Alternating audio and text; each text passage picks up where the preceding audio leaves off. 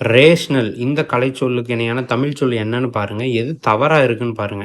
இது eighth school புக்ல இருக்கு. இதுக்கு பகுத்தறிவு அப்படின்றது நமக்கு தெரியும். வேற என்ன வார்த்தை இருக்குன்னு பாருங்க. எது தவறுன்னு பாருங்க.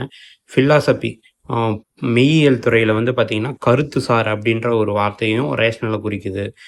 மேத்தமெட்டிக்ஸ்ல கணிதத் துறையில விகிதமுறு அப்படின்னும், மனையியல்ல காரண விளைவுசார் அப்படின்னாலும் ரேஷனல தான் குறிக்குது. இது என்னன்னா, இந்த கொஸ்டின்ஸ் எல்லாமே உங்களுக்கு காட்டுறது எல்லாமே, கலைச்சொல் அகராதி தொகுப்புல ஸ்கூல் புக்ல இருக்கிறதுக்கு வேற என்ன பொருள் இருக்குன்னு பார்க்குறோம்.